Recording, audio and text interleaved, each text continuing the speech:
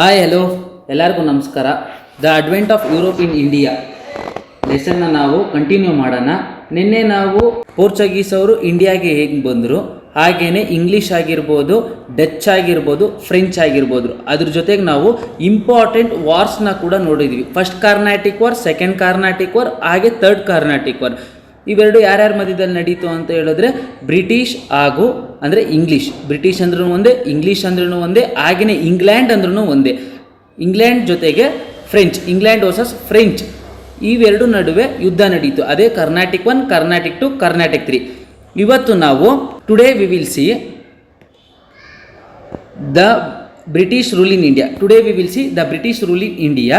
ಭಾರತದಲ್ಲಿ ಬ್ರಿಟಿಷ್ ಆಳ್ವಿಕೆ, ಓಕೆನಾ, ಹೇಗೆ ಅವರು ಈ 3 ವಾರ್, ಕಾರ್ನಾಟಿಕ್ 1, ಕಾರ್ನಾಟಿಕ್ 2, ಕಾರ್ನಾಟಿಕ್ 3 ವಾರ್ನ ಕಂಪ್ಲೀಟ್ ಮಾಡಿ, ವಾರ್ ಆಡಿ ಭಾರತದಲ್ಲಿ ಹೇಗೆ ಆಡಳಿತನ ನಡೆಸಿದ್ರು ಅಂತ ನಾವು ನೋಡೋಣ. ಹಾಗೇನೆ battle of Plassey, very very important questions, star mark ಹಾಕಿರ್ತೀನಿ ನೋಡಿ. ಹಾಗೇನೆ ಬ್ಯಾಟಲ್ ಆಫ್ ಬಕ್ಸರ್, ಪ್ಲಾಸಿ ಕದನ ಹಾಗೂ ಬಕ್ಸರ್ ಕದನ. ಬ್ಯಾಟಲ್ ಆಫ್ ಪ್ಲಾಸಿ 1757ರಲ್ಲಿ ನಡೆಯುತ್ತೆ, 1757 ನಡೆಯುತ್ತೆ. ಹಾಗೆಯೇ ಬ್ಯಾಟಲ್ ಆಫ್ ಬಕ್ಸರ್ 1764, 1764 ನಡೆಯುತ್ತೆ. ಇವೆರಡು ವಾರು ಏಂತಕ್ಕೆ ನಡೀತು, ಯಾರ್ಯಾರ ಮಧ್ಯದಲ್ಲಿ ನಡೀತು, ಯಾರಿಂದ ಈ ವಾರ್ ಸ್ಟಾರ್ಟ್ ಆಯಿತು, ಏನೇನು ರೀಸನ್ಸು, ಓಕೆನಾ ಅಂತ ನಾವು ಪ್ರತಿಯೊಂದನ್ನು ನಾವು ಇವತ್ತು ನೋಡೋಣ. The British rule in India, ಭಾರತದಲ್ಲಿ ಬ್ರಿಟಿಷ್ ಆಳ್ವಿಕೆ, ಬ್ಯಾಟಲ್ ಆಫ್ ಪ್ಲಾಸಿ, ಹಾಗೆ ಬ್ಯಾಟಲ್ ಆಫ್ ಬಕ್ಸರ್, ಇಷ್ಟು ನಾವು ಕಂಪ್ಲೀಟ್ ಮಾಡಿದ್ರೆ the advent of Europe in India chapter ಕಂಪ್ಲೀಟಾಗಿ ಮುಗಿಯುತ್ತೆ. ಓಕೆನಾ, ಬನ್ನಿ ಇವಾಗ ನಾವು ಒಂದೊಂದೇನೆ ನಾವು ನೀಟಾಗಿ ಸ್ಟಡಿ ಮಾಡೋಣ. ನೋಡಿ, the British rule in India, ಹೇಗೆ ಬ್ರಿಟಿಷ್ ಅವರು ಭಾರತದಲ್ಲಿ ಅವರ ಪ್ರಾಬಲ್ಯನ ಹೆಚ್ಚಿಸ್ಕೊಂಡ್ರು, ಹಾಗೆ ಹೆಂಗೆ ರೂಲ್ ಮಾಡಿದ್ರು ಅಂತ ನಾವು ನೋಡೋಣ ಬನ್ನಿ. ಓಕೆನಾ, ನಾನು ಕನ್ನಡದಲ್ಲೂ ನೀಟಾಗಿ ಎಕ್ಸ್ಪ್ಲೇನ್ ಮಾಡ್ತೀನಿ, ಹಾಗೆ ಇಂಗ್ಲೀಷಲ್ಲೂ ಓದ್ಬಿಟ್ಟು ಎಕ್ಸ್ಪ್ಲೇನ್ ಮಾಡ್ತೀನಿ. ಏನೇ ಡೌಟ್ ಇದ್ರೂ ಕಮೆಂಟ್ ಸೆಕ್ಷನಲ್ಲಿ ಕಮೆಂಟ್ ಹಾಕಿ. ಯಾವುದೇ ಒಂದು ನೀವು ಟಾಪಿಕ್ ಅರ್ಥ ಆಗಿಲ್ಲ ಅಂತ ಹೇಳಿದ್ರು ಕಮೆಂಟ್ ಸೆಕ್ಷನಲ್ಲಿ ಕಮೆಂಟ್ ಹಾಕಿ, ನಾನು ಅದನ್ನು ಎಕ್ಸ್ಪ್ಲೇನ್ ಮಾಡ್ಕೊಡ್ತೀನಿ. ಓಕೆನಾ, ಬನ್ನಿ. After gaining political control over south India, south ಇಂಡಿಯಾದಲ್ಲಿ ಕಾರ್ನಾಟಿಕ್ 1, ಕಾರ್ನಾಟಿಕ್ 2, ಕಾರ್ನಾಟಿಕ್ 3 ವಾರ್ ಆಗುತ್ತೆ. ಆವಾಗ ಇಂಗ್ಲೆಂಡ್ ಅವ್ರು ಗೆಲ್ತಾರೆ, ಅಂದರೆ ಬ್ರಿಟಿಷ್ ಅವ್ರು ಗೆಲ್ತಾರೆ. ಆಗ ಸೌತ್ ಇಂಡಿಯಾದಲ್ಲಿ ಟ್ರೇಡ್ನ ಇನ್ನೂ ಹೆಚ್ಚಾಗಿ ಮಾಡೋಕ್ಕೆ ಸ್ಟಾರ್ಟ್ ಮಾಡ್ತಾರೆ. ಅದನ್ನು ಕಂಟ್ರೋಲ್ ಇಟ್ಕೊಂಡಿರ್ತಾರೆ ಯಾರು, ಇಂಗ್ಲೀಷ್ ಅವರು. ಓಕೆನಾ, the British try to gain control over the rich Bengal province in the later part of 18th century. ಈಗ ಸೌತ್ ಇಂಡಿಯಾದಲ್ಲಿ ಅವರು ಪ್ರಬಲ್ಯವಾದರು, ಸೌತ್ ಇಂಡಿಯಾದಲ್ಲಿ ಒಂದು ಶಕ್ತಿ ಆಗಿ ಟ್ರೇಡ್ನ ಕಂಟಿನ್ಯೂ ಮಾಡ್ತಾ ಇದ್ದಾರೆ.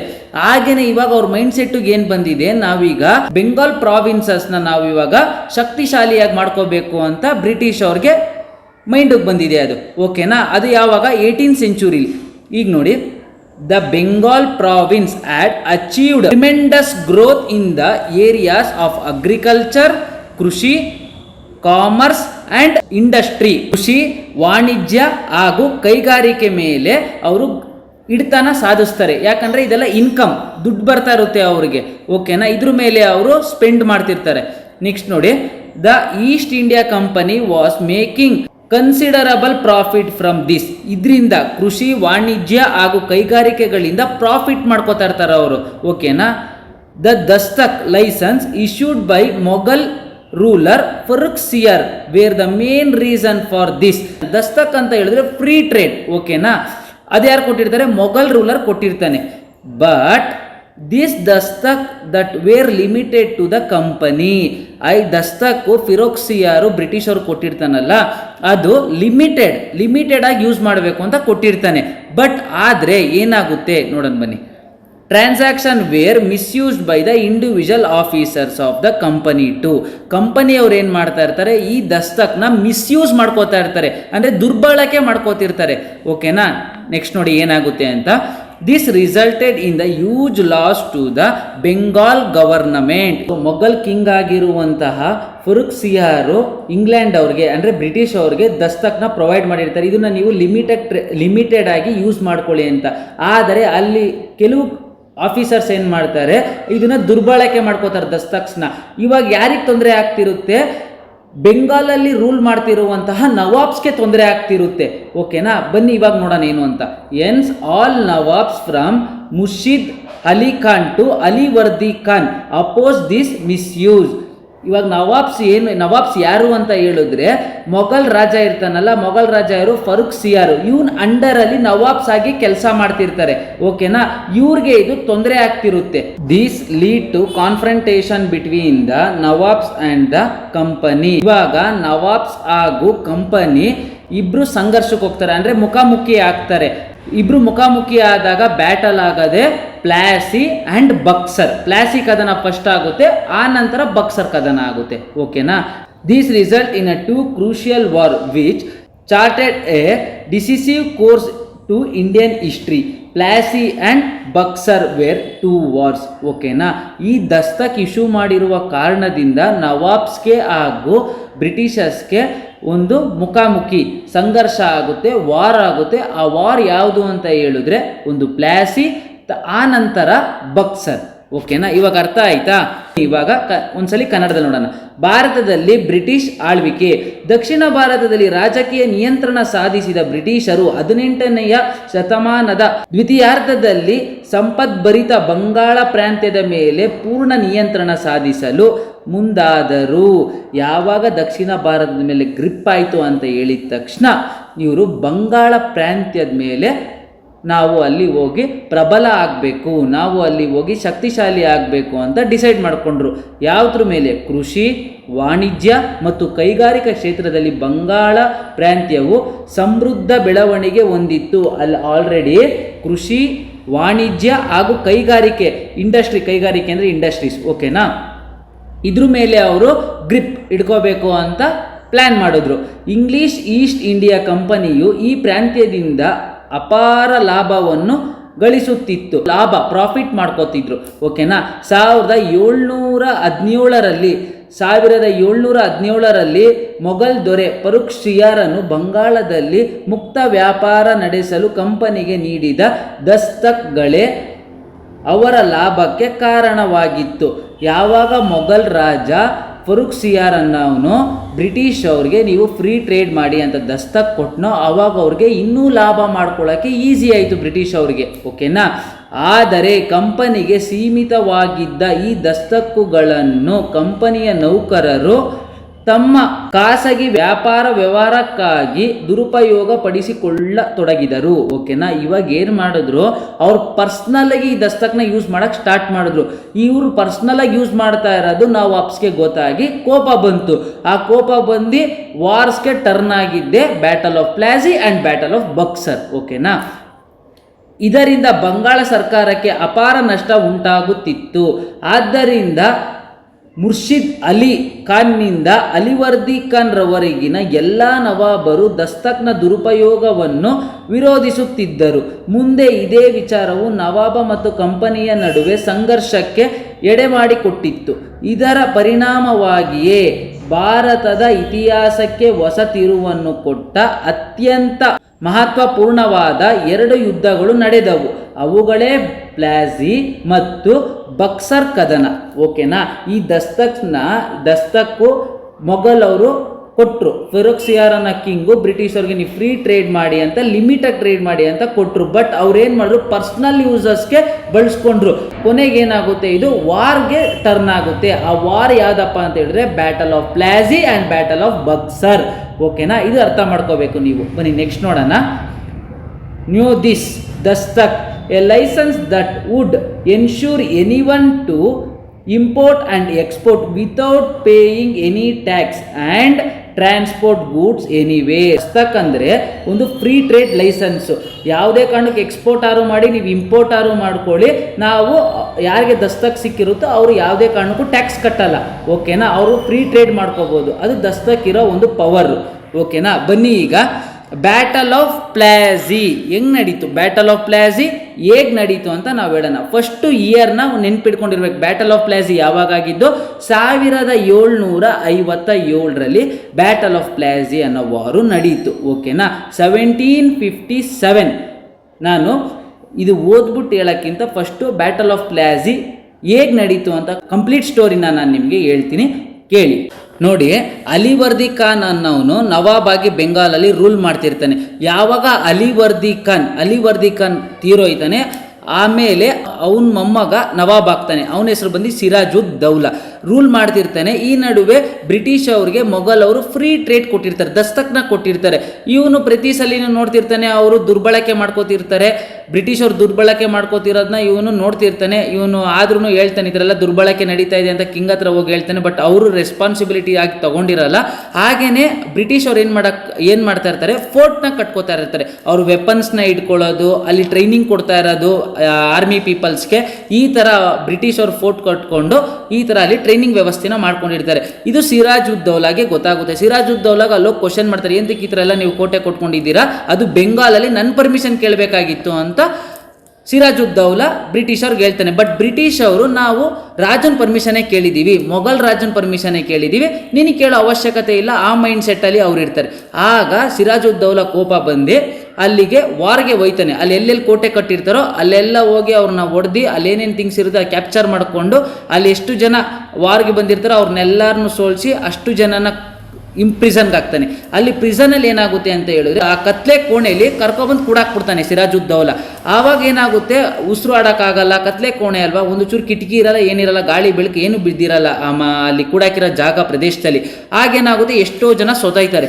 ಆ ಸೊತೋಗಿರೋದು ಯಾರಿಗೆ ಗೊತ್ತಾಗುತ್ತೆ, ರಾಬರ್ಟ್ ಕ್ಲೈವ್ ಗೊತ್ತಾಗುತ್ತೆ ಇದರೆಲ್ಲ ನಡೀತಾ ಇರೋದು. ಬ್ಯಾಟಲ್ ಆಫ್ ಪ್ಲಾಸಿ ಅನ್ನೋ ವಾರು ನಡೆಯುತ್ತೆ. ಓಕೆನಾ, ಬನ್ನಿ ನೋಡೋಣ ಇವಾಗ. Alivardi Khan the nawab of Bengal dead in 1756. 1756 ಅಲ್ಲಿ ಅಲಿವರ್ದಿ ಖಾನ್ ನವಾಬು ತೀರೋಯ್ತಾನೆ. His grandson Sirajud Daula, ಅವನ ಮೊಮ್ಮಗ Sirajud Daula came to the throne. ಅವನೇನಾಯ್ತಾನೆ ನವಾಬಾಗ್ ರೂಲ್ ಮಾಡ್ತಾ ಇರ್ತಾನೆ. The battle of Plassey took place between the young nawab Sirajud Daula and the British in 1754. ಯಾರ್ಯಾರ ನಡುವೆ ನಡೀತು ಬ್ಯಾಟಲ್ ಆಫ್ ಪ್ಲಾಸಿ? ಒಂದು Sirajud Daula nawab of Sirajud Daula and British. ಇದು ಇಂಪಾರ್ಟೆಂಟ್. ಯಾರ್ಯಾರ ನಡುವೆ ನಡೀತು? ಸಿರಾಜುದ್ ದೌಲಾ ಹಾಗೆ ಬ್ರಿಟಿಷ್ ಅವ್ರು ನಡೀತು. ಏನೇನು ರೀಸನ್ನು ನೋಡಿ. Reason 1, misuse of dastak. British ಅವ್ರು ಏನು ಮಾಡಿದ್ರು, ಮಿಸ್ಯೂಸ್ ಮಾಡ್ಕೋತಾ ಇದ್ರು, ಕರಪ್ಷನ್ ಮಾಡ್ತಾ ಇದ್ರು. ನೋಡಿ, Sirajud Daula was furious that the dastak were misused by the officials of the company causing losses to the government treasury. ಇದೇನು ಮಾಡ್ತಾ ಇದ್ರು ದಸ್ತಕ್ಕು, ಇವರ ಮೊಘಲ್ಸ್ ಟ್ರೆಜರಿ ಆಗಿರ್ಬೋದು, ಬೆಂಗಾಲ್ಸ್ ಅವ್ರಿಗೆ ಇದು ನಷ್ಟ ಆಗ್ತಿತ್ತು. ಓಕೆನಾ, ಅದು ಮಿಸ್ಯೂಸ್ ಮಾಡ್ಕೋತಾ ಇದ್ರು ಬ್ರಿಟಿಷ್ ಅವರು. ನೆಕ್ಸ್ಟ್ ನೋಡಿ, ಸೆಕೆಂಡ್ ಪಾಯಿಂಟ್ ನೋಡಿ, mending of the fort without permission. ನಾನು ಹೇಳಿದೆ ನವಾಬ್ ಪರ್ಮಿಷನ್ ಕೇಳಬೇಕಿತ್ತು, ಆದರೆ ಕೇಳಿರಲ್ಲ, ಅವರು ಕೋಟೆ ಕಟ್ಕೋತಾ ಇದ್ರು ಬ್ರಿಟಿಷ್ ಅವರು ಅಂತ. The British repaired the fort of Calcutta and placed cannons in them. This further angered Sirajudd Dawla and he ordered the removal of the cannons from the fort. The British refused to do so, angering the Nawab further. ಇದೇನಾಯಿತು, ಅಲ್ಲಿ ಕೋಟೆ ಕಟ್ಟಿರೋದು ಸಿರಾಜುದ್ ದೌಲಂಗೆ ಏನಾಯಿತು, ಕೋಪ ಬಂತು. ನನ್ನ permission ಕೇಳ್ಬಿಟ್ಟು ಇವ್ರು ಮಾಡಬೇಕಾಗಿತ್ತು, ಇವರು ಹಂಗಂಗೆ ಕೋಟೆ ಕಟ್ಕೊಂಡು ಒಳ್ಳೊಳಗಡೆನೆ ವೆಪನ್ಸ್ನ ಸಪ್ಲೈ ಮಾಡಿಸ್ತಿದ್ದಾರೆ, ಹಾಗೇನೆ ಟ್ರೈನಿಂಗ್ ಕೂಡ ತಗೋತಿದ್ದಾರೆ ಅಂತ ಇವನಿಗೆ ಗೊತ್ತಾಯಿತು. ನೆಕ್ಸ್ಟ್ ನೋಡಿ, ಇದು important, black room tragedy, very very important. Sirajudd Dawla conquered Fort William easily and imprisoned some of the British. He imprisoned 146 Englishmen in a small room in the fort, of which 123 dead. This is called the Black Wall Tragedy. This encouraged Robert Clive and arrived in Bengal with a huge army. ನೋಡಿ, black room tragedy ಅಂತ ಹೇಳಿದ್ರೆ ಸಿರಾಜುದ್ ದೌಲಾ ಏನು ಮಾಡ್ತಾನೆ, fort ವಿಲಿಯಂನ ಈಸಿಯಾಗಿ capture ಮಾಡ್ಕೋತಾನೆ. ಅಲ್ಲಿರೋ soldiers, British ಸೋಲ್ಜರ್ಸ್ನ ಕರ್ಕೊಬಂದು ಇವನು ಪ್ರಿಸನಲ್ಲಿ ಇಕ್ತಾನೆ. ಆ prison ಹೇಗಿರುತ್ತೆ ಅಂದರೆ ಕತ್ಲೆ ಕೋಣೆ, ಒಂದು ಚೂರು ಬೆಳಕು ಇರಲ್ಲ, ಗಾಳಿ ಇರಲ್ಲ. ಅಲ್ಲಿ ಕರ್ಕೊಬಂದು 146 ಇಂಗ್ಲಿಷ್ಮೆನ್ ಸೋಲ್ಜರ್ಸ್ನ ಅಲ್ಲಿ ಅವನು ಪ್ರಿಸನ್ ಮಾಡ್ತಾನೆ, ಜೈಲ್ಗೆ ಹಾಕ್ತಾನೆ.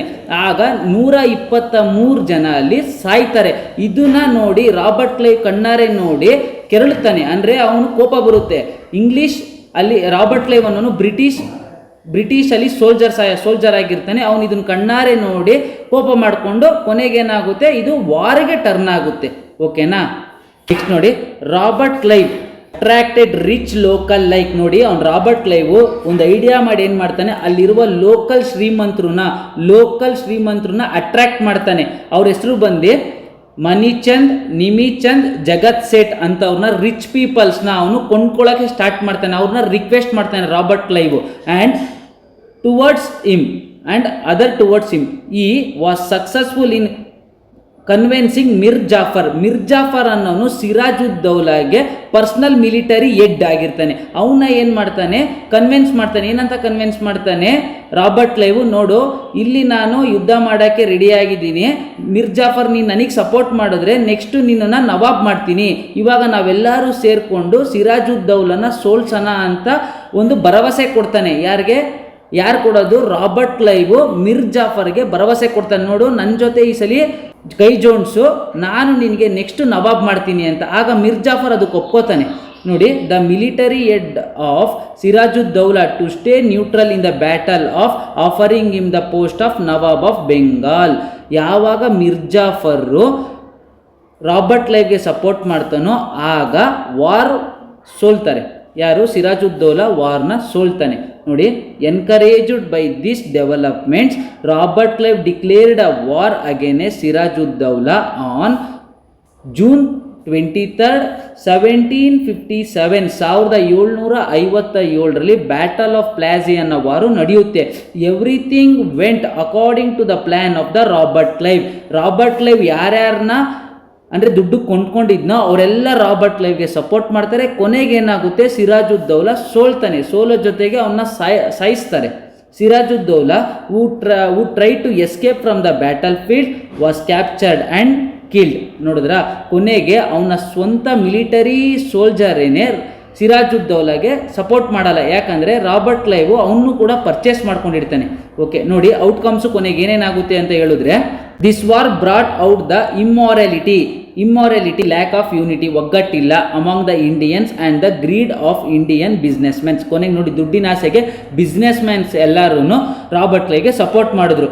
ನೋಡಿ, Mir Jafar became the nawab of the Bengal. ಕೊನೆಗೆ ಏನಾಯಿತು, ಮಿರ್ ಜಾಫರ್ ಸಪೋರ್ಟ್ ಮಾಡಿದ್ದಕ್ಕೆ ಕೊನೆಗೆ ಸಿರಾಜುದ್ದೌಲಾ ಪ್ಲೇಸ್ಗೆ ಮಿರ್ ಜಾಫರ್ನ ನವಾಬ್ ಆಗಿ ಕುಂಡಿಸ್ತಾರೆ. The company gain exclusive rights to trade in Bengal. Mir Jafar had to pay ₹17 crores and 70 lakhs to Sirajuddaula as a war indemnity for the attack of the fort William. ಇಲ್ಲಿ Sirajuddaula fort ವಿಲಿಯಂನ ನಾಶ ಮಾಡಿರ್ತಾನೆ. ಅದಕ್ಕೆ ಯಾರು ದುಡ್ಡು ಕಟ್ಟಬೇಕು, ಇವಾಗ ಮಿರ್ ಜಾಫರ್ ಕಟ್ಟಬೇಕು ಅಂತ ಬ್ರಿಟಿಷ್ ಅವರು ಹೇಳ್ತಾರೆ. ಎಷ್ಟು ಕಾಸು ಕಟ್ಟಬೇಕು, 17 ಕೋಟಿ 17 crores 17 ಕೋಟಿ ಪರಿಹಾರ ಆಗಿ ಬ್ರಿಟಿಷ್ ಅವರಿಗೆ ಮಿರ್ ಜಾಫರ್ ಕೊಡಬೇಕು. ನೋಡಿ, Mir Jafar as an ineffective nawab and brought in his Mir Kasim as the new nawab. Mir Jafar weak nawab ಅಂತ ಗೊತ್ತಾಗಿ ಅವರ ಸೋದರಳಿಯ ಆಗಿರುವಂತಹ ಮಿರ್ ಕಾಸಿಮ್ನ ಈಗ ನವಾಬ್ ಆಗಿ ಕನ್ಸಿಡರ್ ಮಾಡ್ತಾರೆ. ಓಕೆನಾ, ಹೇಗೆ ಬ್ಯಾಟಲ್ ಆಫ್ ಬಕ್ಸರ್ ಆಗುತ್ತೆ ಅಂತ ಇಲ್ಲಿಂದ ಸ್ಟಾರ್ಟ್. ಬನ್ನಿ ನೋಡಿ, ಬ್ಯಾಟಲ್ ಆಫ್ ಪ್ಲಾಸಿ ಎಲ್ಲ ಗೊತ್ತಾಯ್ತಲ್ಲ ನಿಮಗೆ, ಹೇಗೆ ಬ್ಯಾಟಲ್ ಆಫ್ ಪ್ಲಾಸಿ ನಡೆದಿದ್ದು. ಒಂದು ದಸ್ತಕ್ಕಿಂದ ಬ್ಯಾಟಲ್ ಆಫ್ ಪ್ಲಾಸಿ ನಡೆದಿದ್ದು. ಈಗ ಏನಾಗುತ್ತೆ, ಬ್ಯಾಟಲ್ ಆಫ್ ಬಕ್ಸರ್ ಹೇಗಾಗಿದ್ದು ಅಂತ ತಿಳ್ಕೊಳ್ಳೋಣ.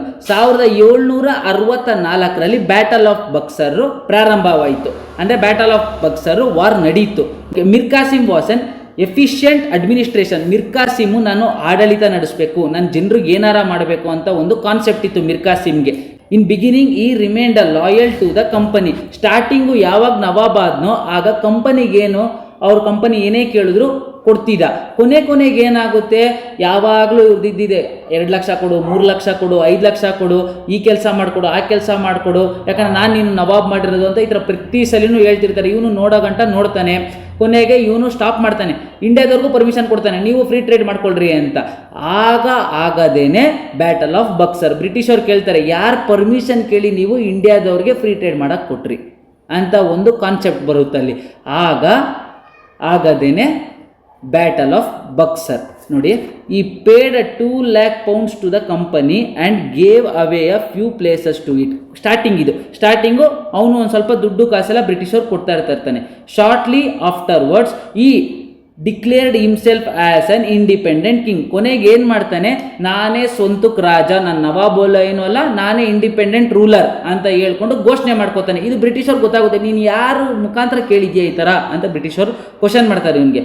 After verifying the misuse of dastak, British ಅವರಿಂದ ಮಿಸ್ಯೂಸ್ ಆಗ್ತಾನೆ ಇರ್ತದೆ ದಸ್ತಕ್ಕು. He declared all business was duty free in Bengal. ಕೊನೆಗೆ ಎಲ್ಲ ಬಿಸ್ನೆಸ್ ಮ್ಯಾನ್ಗೂ ಹೇಳ್ತಾರೆ ನೀವು ಫ್ರೀ ಟ್ರೇಡ್ ಮಾಡ್ಕೊಳ್ರಿ ಅಂತ. ಓಕೆನಾ. Indians completed against the British in all sphere of the business. ಇಂಡಿಯಾದವ್ರು ಏನು ಮಾಡ್ತಾರೆ, ಇಂಡಿಯಾದವ್ರು ಎಲ್ಲ ತಿರುಗಿ ಬೀಳ್ತಾರೆ ಬ್ರಿಟಿಷ್ ಅವ್ರ ಮೇಲೆ. ಆಗ ಬ್ರಿಟಿಷ್ ಅವ್ರ ಕೋಪ ಬರ್ತದೆ. As a reason the British trade suffered consider. British ಅವ್ರು ಏನು ಮಾಡ್ತಾರೆ, ಇದರಿಂದ ಟ್ರೇಡ್ಗೆ ತೊಂದರೆ ಆಗ್ತಾ ಇರುತ್ತೆ ಬ್ರಿಟಿಷ್ ಅವ್ರಿಗೆ.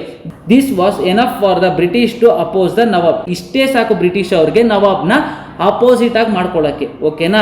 They brought Mir Jafar again and dethrone Mir Kasim. ಈಗೇನ್ ಮಾಡಿದ್ರು ಬ್ರಿಟಿಷ್ ಅವರು, ಮಿರ್ ಜಾಫರ್ ವೀಕಿಂಗ್ ಅಂತ, ವೀಕ್ ನವಾಬ್ ಅಂತ ಅವಾಗ ಹೇಳಿದ್ರು. ಬಟ್ ಇವಾಗ ಏನು ಮಾಡ್ತಾರೆ, ಮಿರ್ ಕಾಸಿಮ್ನ ಕೆಳಗಡೆ ಇಳಿಸಿ ಮಿರ್ ಜಾಫರ್ನ ಅದೇ ಪ್ಲೇಸಲ್ಲಿ ಕುಂಡಿಸ್ತಾರೆ. ಅಂದರೆ ಅವನ್ನ ನವಾಬಾಗ್ ಮಾಡ್ತಾರೆ. ಆಸ್ ಮಿರ್ ಕಾಸಿಮ್ ನ್ಯೂ ಇವಾಗ ಮಿರ್ ಕಾಸಿಮ್ಗೆ ಕೋಪ ಬರುತ್ತೆ. ನೋಡಿ, ನನ್ನನ್ನು ಕೆಳಗಡೆ ಇಳಿಸ್ಬಿಟ್ಟು ಇವರು ತಿರ್ಗಾ ಮಿರ್ ಜಾಫರ್ನ ಮಾಡವ್ರೆ ಅಂತ. ಈಗ ಏನು ಮಾಡ್ತಾನೆ ಮಿರ್ ಕಾಸಿಮ್, ಮೊಘಲ್ಸ್ ಅವ್ರ ಹತ್ರ ಹೋಗಿ ಅಲೈನ್ಸ್ ಆಯ್ತಾನೆ. ನೋಡು, ಅವರು ಎಲ್ಲಿಂದನೋ ಬಂದಿರೋರು, ಇಲ್ಲಿ ಬಂದು ಅವರು ಪ್ರಬಲ್ಯ ಹುಡ್ತಾ ಇದ್ದಾರೆ, ಅದಕ್ಕೆ ನಾವು ಎಲ್ಲ ಸೇರ್ಕೊಂಡು ಯುದ್ಧ ಮಾಡೋಣ ಅಂತ ಹೇಳಿ ಎಲ್ಲ ರೆಡಿ ಆಗ್ತಾರೆ.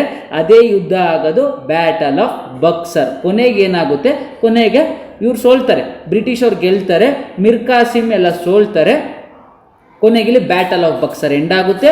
ಕೊನೆಗೆ ಇವರು ಬ್ರಿಟಿಷ್ ಅವ್ರಿಗೆ ಇನ್ನೂ ಕಾನ್ಫಿಡೆನ್ಸ್ ಬರುತ್ತೆ, ನಾವು ಕರ್ನಾಟಕ 1, ಕರ್ನಾಟಕ 2, ಕರ್ನಾಟಕ 3 ಯುದ್ಧದಲ್ಲೂ ಗೆದ್ವಿ, ಹಾಗೆ battle of Plassey, battle of ಬಕ್ಸರಲ್ಲೂ ಗೆದ್ವಿ. ಈಗ ನಾವು ಇಂಡಿಯಾದಲ್ಲಿ ನಾವು ತಂದಿರುವಂತಹ ಪಾಲಿಸಿನ ರಾಜಕೀಯವಾಗಿ ಕಂಟಿನ್ಯೂ ಮಾಡೋಣ ಅಂತ ಹೇಳಿ ಅವರು ಪ್ರಾವಿನ್ಸಸ್ ಎಲ್ಲ ಕಡೆ ಸ್ಪ್ರೆಡ್ ಮಾಡ್ತಾರೆ. ಅವರು ಕೊನೆಗೆ ಅವರು ವ್ಯಾಪಾರ ಮಾಡಕ್ಕೆ ಬಂದಿರ್ತಾರೆ ಅಷ್ಟೇ. ಇವಾಗ ಇಂಡಿಯಾನೇ ರೂಲ್ ಮಾಡೋಕ್ಕೆ ಅವರು ಪ್ಲ್ಯಾನಲ್ಲಿ ಇರ್ತಾರೆ. ಓಕೆನಾ. ಬನ್ನಿ ಈಗ he went for an organised war against them. ಇವಾಗ ಏನು ಮಾಡ್ತಾನೆ ಮಿರ್ ಕಾಸಿಮ್, ವಾರ್ ಮಾಡಕ್ಕೆ ಸ್ಟಾರ್ಟ್ ಮಾಡ್ತಾನೆ. He was supported by Indian merchants and artisans. ಅಂದರೆ ರೈತರಿಂದ ಮರ್ಚೆಂಟ್ಸಿಂದ ಸಪೋರ್ಟ್ ಸಿಗುತ್ತೆ ಮಿರ್ ಕಾಸಿಮ್ಗೆ. Mir Kasim entered into agreements with a Mughal ruler Shah Alam II. Shah Alam ಕೊನೆ ರೂಲರ್ ಮೊಘಲ್ಗೆ, ಅವನ ಜೊತೆ ಅಲೈನ್ಸ್ ಆಯ್ತಾನೆ. ಆ್ಯಂಡ್ ನವಾಬ್ ಆಫ್ ಅವಧ್ ಸುಜಾವುದ್ದೌಲಾ, ಯಾರ್ಯಾರ ಜೊತೆ ಅಲೈನ್ಸ್ ಆಯ್ತಾನೆ, ಒಂದು ಮೊಘಲ್ ರೂಲರ್ ಶಾ ಆಲಂ II, ಹಾಗೇನೆ ನವಾಬ್ ಆಫ್ ಅವಧ್ ಸುಜ್-ಉದ್-ದೌಲಾ ಜೊತೆ ಅಲೈನ್ಸ್ ಆಯ್ತಾನೆ. The combined forces of Mir Kasim face the British army lead by the Hector Munro at Buxar in 1764. British army lead ಮಾಡ್ತಿದ್ದ ಎಕ್ಟ್ರೋ ಮುನ್ರೋ ಅನ್ನೋನು ಬ್ರಿಟಿಷ್ ಆರ್ಮಿಲಿ ಅವನು ಎಡ್ಡಾಗಿರ್ತಾನೆ. ಯಾವಾಗ ನಡೆಯೋದಿದು 1764ರಲ್ಲಿ. Mir Kasim was defeated and ran away from the battlefield. Mir Kasim ಇನ್ನೇನು ಸೋಲ್ತಾ ಇದ್ದೀನಿ ಅಂತ ಗೊತ್ತಾದಾಗ ಅವನೇನು ಮಾಡ್ತಾನೆ, ಯುದ್ಧ ಭೂಮಿನ ಬಿಟ್ಟು ಓಡಾಯ್ತಾನೆ. Shah Alam II surrendered. Shah Alam II ಅಲ್ಲೇ ಸರೆಂಡರ್ ಆಯ್ತಾನೆ ಅವನು. The effects of the combined force to stop the British failed miserably. ನೋಡಿ ಔಟ್ಕಮ್ಸ್ ನೋಡಿ. Shah Alam II gave away all rights over Bengal to the British for an annual fee of the ₹26 lakhs. ಅವ್ನು ಕಾಸು ಕೊಡೋದಲ್ದೇನೆ ಎಲ್ಲ ರೈಟ್ಸ್ನು ಕೂಡ British ಅವರು ಕೊಡ್ತಾನೆ. Shujauddaula the nawab of Awadh had to pay war indemnity of ₹50 lakhs for waging a war against the company ಮೇಲೆ ನೀನು war ಮಾಡಿದ್ಯಾ ಅಂತ ಗೊತ್ತಾಗಿ ಸುಜಾವುದ್ದೌಲಾಗೆ ನೀನು 50 ಲಕ್ಷ ಪೇ ಮಾಡಬೇಕು ಅಂತ ಬ್ರಿಟಿಷರು ಕಂಡೀಷನ್ ಹಾಕ್ತಾರೆ. With the death of Mir Jafar, the company paid pension to the son and took over the entire administration of Bengal. ಇವಾಗ ಏನು ಮಾಡ್ತಾನೆ, ಯಾವಾಗ ಮಿರ್ ಜಾಫರ್ ಸದಾಯ್ತಾನೋ ಅವ್ರ ಮಗನಿಗೆ ಪೆನ್ಷನ್ ಕೊಟ್ಬಿಟ್ಟು ಸೈಡಲ್ಲಿ ಕುಂಡಿಸ್ಬಿಟ್ಟು ಬೆಂಗಾಲಲ್ಲಿ ಇರುವಂತಹ ಎಲ್ಲ ಥರ ಅಡ್ಮಿನಿಸ್ಟ್ರೇಷನ್ ಪವರು ಬ್ರಿಟಿಷ್ ಅಂಡರ್ಗೆ ಬರುತ್ತೆ. ಓಕೆನಾ. ನೋಡಿ, ದಿವಾನ್ ರೈಟ್ಸ್ ಅಂತ ಹೇಳಿದ್ರೆ the right to collect land tax. ದಿವಾನ್ ರೈಟ್ಸ್ ಅಂತ ಹೇಳಿದ್ರೆ ಲ್ಯಾಂಡ್ ಟ್ಯಾಕ್ಸ್. ಓಕೆನಾ. ನೋಡಿ, The Battle of Buxar made the British the real holder of power over Bihar, Bengal and Odisha provinces. ನೋಡಿ, ಬ್ಯಾಟಲ್ ಆಫ್ ಬಕ್ಸರ್ ಯಾವ ಥರ ಬ್ರಿಟಿಷ್ ಅವ್ರಿಗೆ ಹೆಲ್ಪ್ ಮಾಡ್ತು ಅಂತ ಹೇಳಿದ್ರೆ ಇಡೀ ಇಂಡಿಯಾನೇ ರೂಲ್ ಮಾಡೋ ಥರ ಹೆಲ್ಪ್ ಮಾಡ್ತು. ಓಕೆನಾ. ಒಂದೊಂದೇ ಫಸ್ಟ್ ಕರ್ನಾಟಿಕ್ ವರ್ಗಿದ್ರು, ಸೆಕೆಂಡ್ ಕರ್ನಾಟಿಕ್ ವರ್ಗಿದ್ರು, ಥರ್ಡ್ ಕರ್ನಾಟಿಕ್ ವರ್ಗಿದ್ರು, ಟೋಟಲಾಗಿ ಎಲ್ಲ ಕರ್ನಾಟಿಕ್ ವರ್ಗ ಎತ್ಕೊಬಂದರು. ಕೊನೆಗೆ ಪ್ಲಾಸಿ ಕದನ ಗೆದ್ದರು, ಬ್ಯಾಟಲ್ ಆಫ್ ಬಕ್ಸರ್ ಕದನ ಬಂದರು. ಇವಾಗ ಅವ್ರಿಗೊಂದು ಕಾನ್ಫಿಡೆನ್ಸೇ ಬಂದ್ಬಿಡ್ತು ಬ್ರಿಟಿಷ್ ಅವ್ರಿಗೆ, ನಾನು ಇವಾಗ ಇಂಡಿಯಾನೇ ರೂಲ್ ಮಾಡೋ ಕೆಪಾಸಿಟಿ ನನ್ನಲ್ಲಿದೆ ಅಂತ ಹೇಳಿ ಅವರು ಮಾಸ್ಟರ್ ಮೈಂಡ್ ಮಾಡಿ ಇವಾಗ ನೋಡಿ ಬಿಹಾರು ಅವ್ರ ಪ್ರಾವಿನ್ಸಸ್ಗೆ ಬಂತು, ಬೆಂಗಾಲು ಅವ್ರ ಕಂಟ್ರೋಲಿಗೆ ಬಂತು, ಒಡಿಸ್ಸಾನು ಅವ್ರ ಕಂಟ್ರೋಲಿಗೆ ಬಂತು. Awadh remained under their control. Awadh ಕೂಡ ಬ್ರಿಟಿಷ್ ಅವ್ರ ಕಂಟ್ರೋಲಿಗೆ ಬಂತು. In 1764 Robert Clive brought in dual government in Bengal. 2 ಥರ ಗವರ್ನಮೆಂಟ್ನ ಸೃಷ್ಟಿ ಮಾಡಿದ Robert Clive. As per this the British had the rights to collect land tax British ಅವರೇ ಕಲೆಕ್ಟ್ ಮಾಡ್ತಾರೆ. Whereas the nawab had power over administration.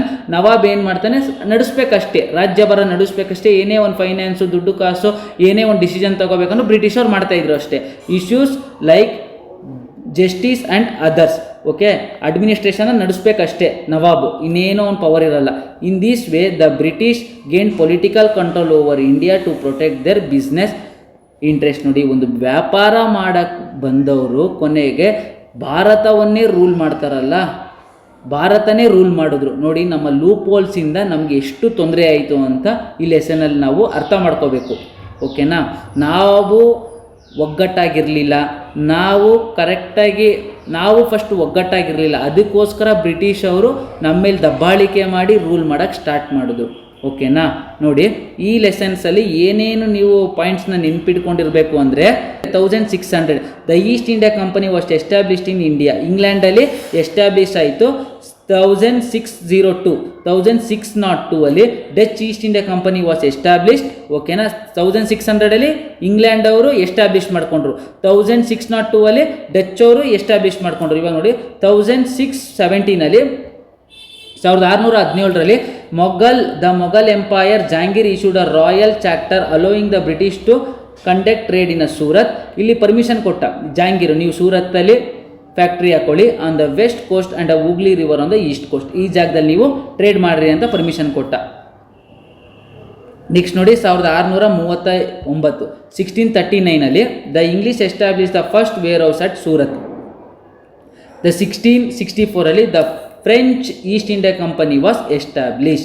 ನೋಡಿ, ಇದೆಲ್ಲ important points. ಓಕೆನಾ, ಇವಾಗ ನಾನು ಟೋಟಲ್ ಲೆಸನ್ ಮಾಡಿ ಮುಗಿಸಿದ್ದೀನಿ. ನಿಮ್ಗೆ ಏನೇ ಒಂದು ಡೌಟ್ ಇತ್ತು ಅಂತ ಹೇಳಿದ್ರು ಕಮೆಂಟ್ ಸೆಕ್ಷನಲ್ಲಿ ಕಮೆಂಟ್ ಹಾಕಿ, ನಾನು ನಿಮಗೆ ತಿಳಿಸ್ಕೊಡ್ತೀನಿ. ಓಕೆನಾ, ಇದರಲ್ಲಿ ಬರುವಂಥ 3 ಮಾರ್ಕ್ಸ್ ಒಂದು ಕ್ವಶನ್ ಬರುತ್ತೆ. The advent of Europe to India 3 ಮಾರ್ಕ್ಸಲ್ಲಿ ಒಂದು ಕ್ವಶನ್ ಬಂದೇ ಬರುತ್ತೆ. ಆ 3 ಮಾರ್ಕ್ಸು ಕೂಡ ನಾನು ಡಿಸ್ಕಸ್ ಮಾಡ್ತೀನಿ. ಓಕೆನಾ, ಏನೇ ಡೌಟ್ ಇರ್ಬೋದು, ನಿಮಗೆ ಏನೇ ಒಂದು ಕಾನ್ಸೆಪ್ಟ್ ಅರ್ಥ ಆಗಿಲ್ಲ ಅಂತ ಹೇಳಿದ್ರು ಶ್ರೀ ಗುರು KN ಎಜುಕೇಷನಲ್ ಅಕಾಡೆಮಿ ಸದಾ ನಿಮ್ಮ ಜೊತೆ ಇರುತ್ತೆ.